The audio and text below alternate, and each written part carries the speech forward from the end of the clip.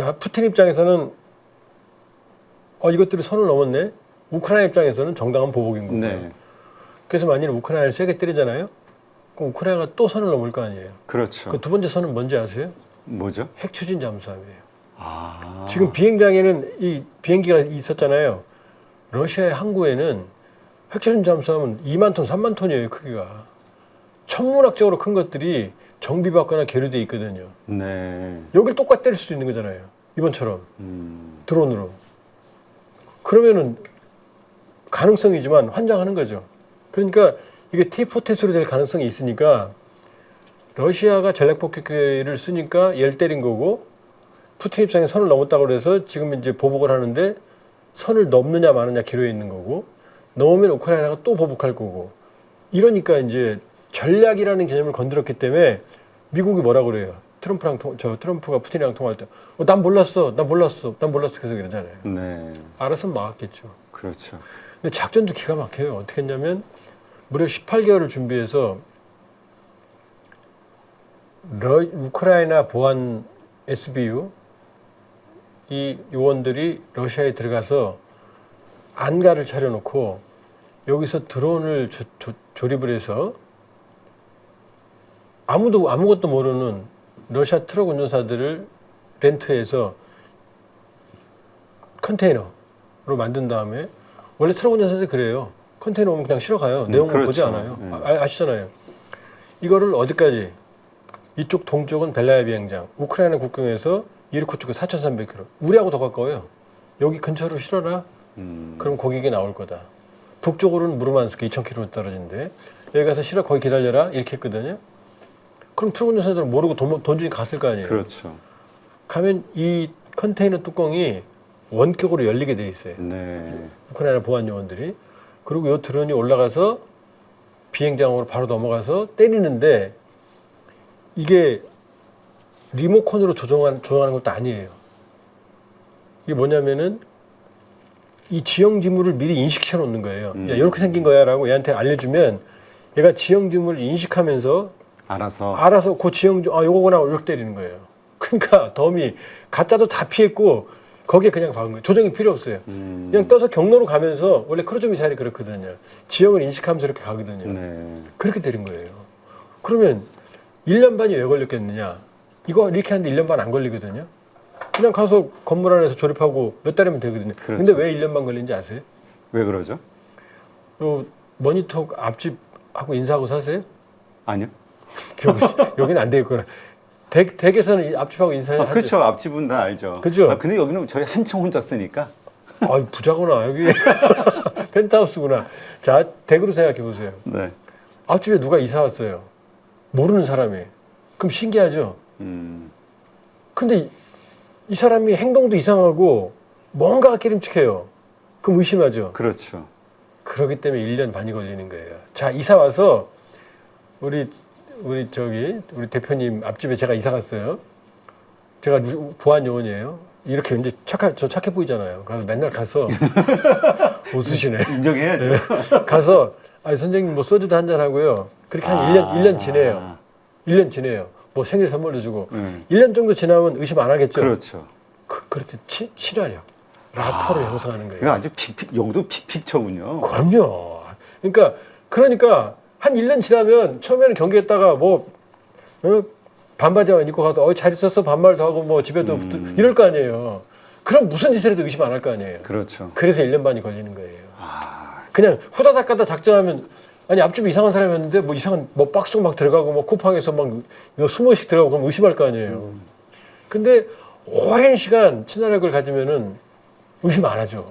그러니까 이제 걱정이 되는 건 그럼 여기만 했을 것이냐 또 다른 제2, 제3의 비슷한 작전이 이미 진행되고 있느냐 이 불안하겠네. 그렇게 지금 얘기했잖아요. 제렌스키가 또 다른 작전이 필요할 수도 있다라고.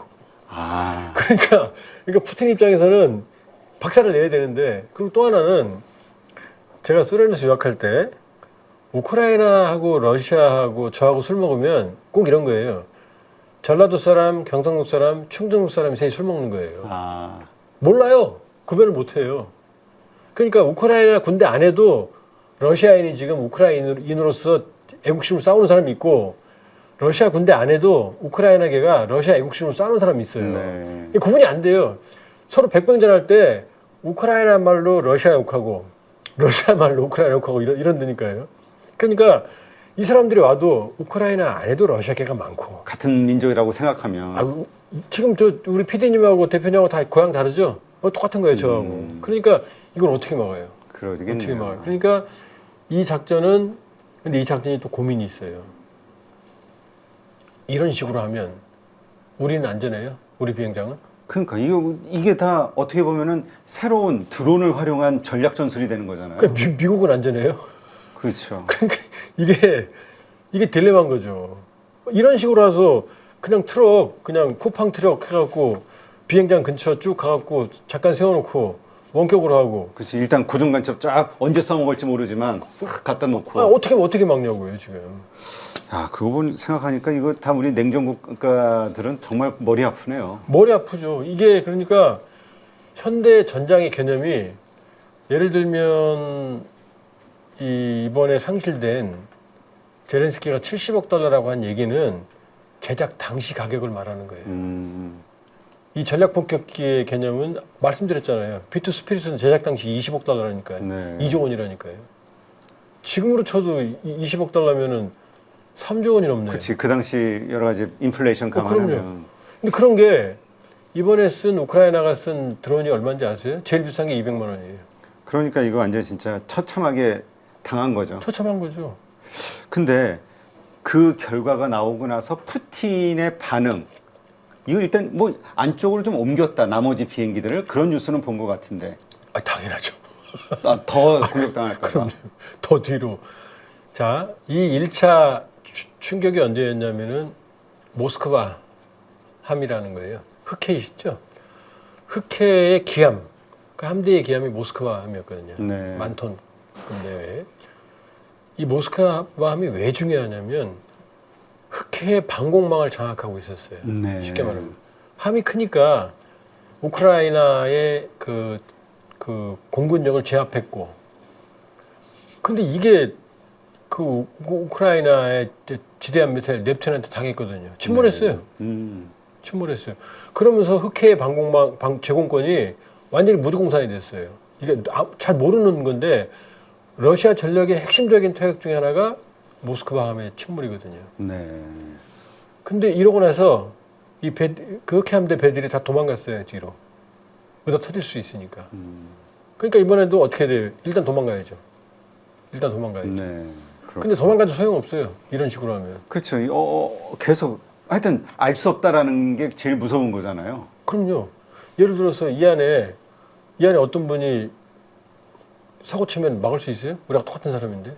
그거 똑같은 거죠. 그렇죠. 문을 잠갔다고 되는 게 아니잖아요. 그렇죠. 안에 있으니까. 안에 있으니까요. 그런 점에서 전쟁이 정말 복잡해지고 있다. 그렇다면 아까도 잠깐 언급하셨지만 그 측근이라든가 아니면 푸틴 자체가 열받아서 핵을 쓸 수도 있다. 전술 핵을. 왜냐면 가장 강력한 보복을 해야 되니까. 가능성이 있는 겁니까? 없다고 봐야죠. 없다. 죽기 전에는 못 쓰죠. 벌침하고 똑같은 거예요. 벌이 찌르면 벌도 죽죠. 그렇죠. 벌침 찌르면 이게 내장이 터지거든요. 근데 벌이 왜 찌르느냐? 사활을 걸고 막아야 될 때 찌르거든요. 네. 그러니까 푸틴이 내가 핵을 안 쓰면 난 죽어. 그러면 쓸 거예요. 그러나 모든 독재자들의 특징은 자기 권력의 유지이기 때문에 권력을 날리면서까지 쓰진 않죠. 그렇죠. 지금 그 상황은 아니다. 네. 그러나 이번은 살짝 위험했다. 제렌스키가 입장은 이해한다. 그러나 선을 많이 넘었다. 그렇죠. 하마터면 핵 보복을 받을 정도의 큰 왜냐하면 사고를 쳤다. 위험하잖아요. 그래서 미국이 처음에 어떻게 했어요? 에이테크임스 사거리 300인데 이것도 사거리 멀리 쏘지 마라. 러시아 본토는.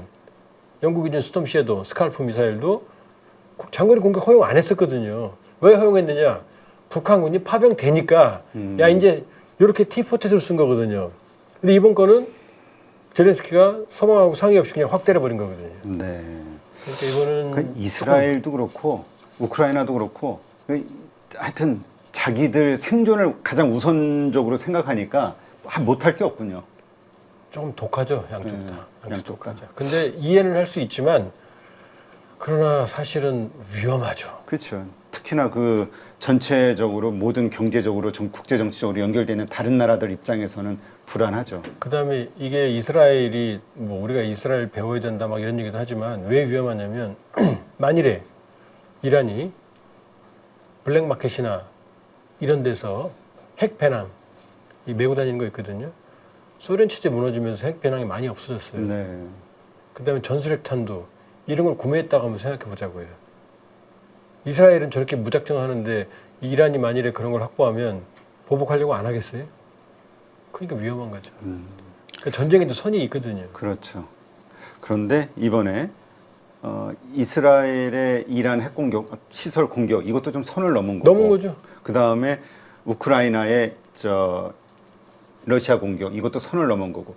아, 그러니 좀 불안하네요. 세계가 점점 선을 넘어가는 전쟁들이 이거 어떻게 봐야 될까요? 이제 물론 처음 선을 넘은 건 푸틴이죠.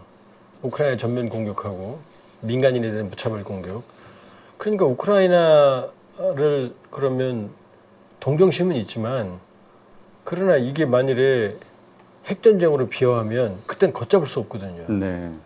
그러니까 선이 있으면서도 없고 없으면서도 있는 게 전쟁인 거죠. 네. 하여튼 여러 가지로 걱정이 되는 상황입니다. 네.